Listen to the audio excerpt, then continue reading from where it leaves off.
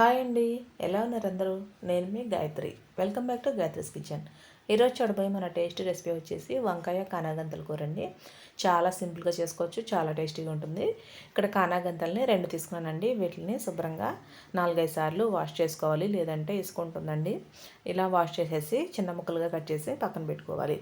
ఇప్పుడు స్టవ్ మీద బాండీ పెట్టుకుని 2 టేబుల్ స్పూన్ల వరకు ఆయిల్ వేసుకోవాలి.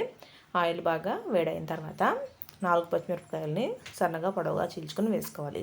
అలాగే 2 మీడియం సైజు ఉల్లిపాయలని చిన్న ముక్కలుగా కట్ చేసుకుని వేసుకోవాలి.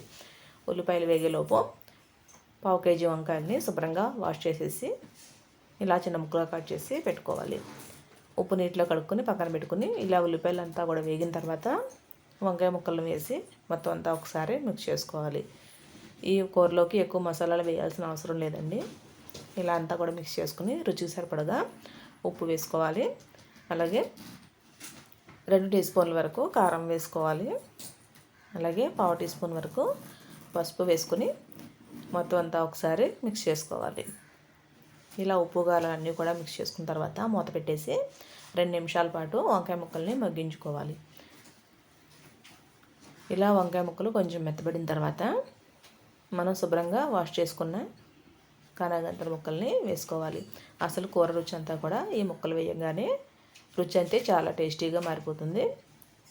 ఈ వంకాయ ముక్కల్లో ఇలా వేసుకున్న తర్వాత మొత్తం అంతా ఒకసారి మిక్స్ చేసుకుని 10 నిమిషాల పాటు మూత పెట్టేసి మీడియం ఫ్లేమ్లో కూరని మగ్గించుకోవాలి. ఈ కూరలో నీళ్ళు పోయాల్సిన అవసరం లేదండి. చూడండి, ముక్క అంతా మెత్తబడిపోయింది.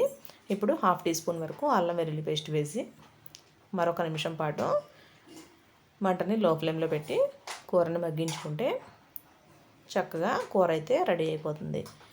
చూడండి, నీళ్లు పోయకుండానే చక్కగా ఉడికిపోయింది.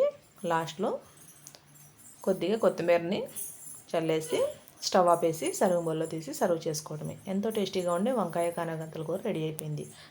చాలా సింపుల్గా చాలా టేస్టీగా చేసుకునే ఈ వంకాయ కానాగంతల కూర మీకు కూడా నచ్చింది కదా. మరి మీరు కూడా తప్పకుండా ట్రై చేసి మీకు ఎలా వచ్చిందో నాకు కామెంట్ సెక్షన్లో చెప్పండి. అలాగే మీ ఫ్రెండ్స్కి, రిలేటివ్స్కి షేర్ చేయండి. ఇలాంటి మరిన్ని టేస్టీ రెసిపీల కోసం మన ఛానల్ లైక్ చేసి సబ్స్క్రైబ్ చేయండి. Thank you for watching.